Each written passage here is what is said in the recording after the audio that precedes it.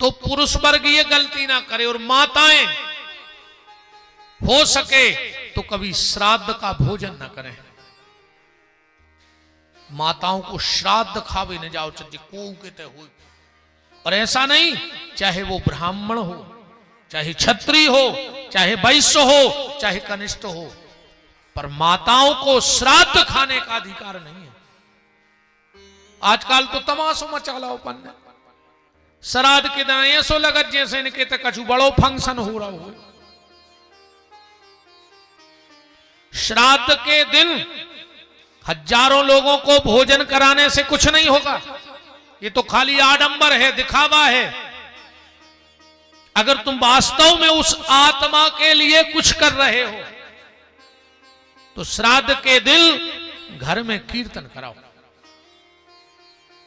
तिथ के दिन कीर्तन कराओ, श्राद्ध के दिन कीर्तन कराओ। सो कीर्तन बिल्कुल नहीं होने। जितने अरुगा दरुगा रिश्तेदार भाई सो सबको फोन कर दो। कोनो ये नाली में डरो कहीं का कहीं फूफा ने खाना खा लो। अब फूफा के मुंह में भरो 3 किलो गिलाओ, वे का खाना खाए बेतनी पी के आए। बताओ इनको खुआ रहे तुम।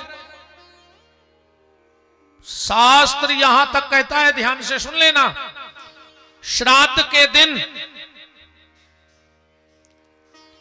अगर तुम्हें योग्य ब्राह्मण ने मिले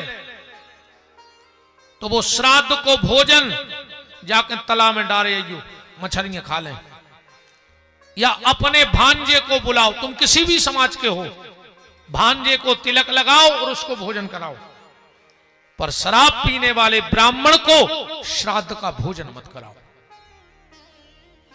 अगर तुम्हें पता है कि यह ब्राह्मण मदिरापान करता है तो वो भोजन तालाब में फेंक आओ। पर शराब पीने वाले ब्राह्मण को श्राद्ध नहीं जमाना चाहिए।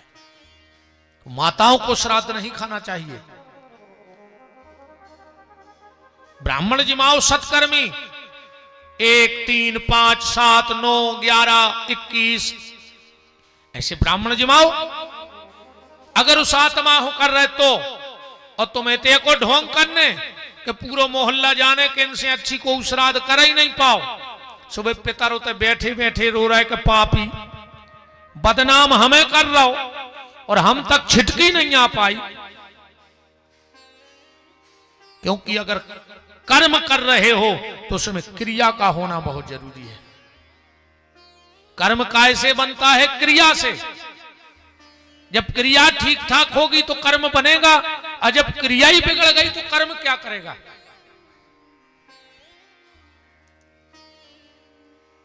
तो घर में तुलसी की क्यारी, गले में तुलसी का दाना, और घर में तुलसीदास की रामायण का पाठ जरूर करना। चाहे 2 चौपाई पढ़ियो। जिसके घर में गंगा जल रखा हो और जिसके घर में 2 चौपाई, चाहे 1 चौपाई रामायण की पढ़ी जाती हो, मैं गारंटी से कोरे कागज पे दस्तखत करके दे सकता हूं, उसके घर में अकाल मौत नहीं होगी। उसके घर में अकाल मौत नहीं होती। जिसके घर में रोज चाहे 5 दोहा रामायण के पढ़े जाएं, पर उसके घर में अकाल मौत नहीं होगी।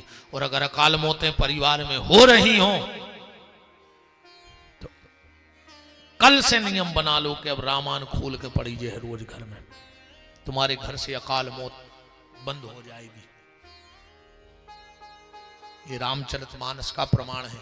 गंगा जल कैसे रखना चाहिए घर में, वो तो हम आपको अब कल बताएंगे कि गंगा जल को रखना कैसे है। हमने आपसे एक बात कल कही थी कि शिव जी को जल चढ़ाने का विधान क्या है। सीधा जल कभी भी शंकर जी की पिंडी पे नहीं चढ़ाना चाहिए, डायरेक्ट जाके मंदिर में। जो शिव की पिंडी पे डायरेक्ट जल चढ़ाता है उसकी बुद्धि में चंड बैठ जाया करता है। सबसे पहले जब शिव के मंदिर जाओ तो सबसे पहले 3 बार जल जलेरी पे चढ़ाओ चाहिए। जलेरी क्या है? शक्ति है। और बिना शक्ति के शिव भी अधूरा है, बिना शक्ति के शिव अधूरा है।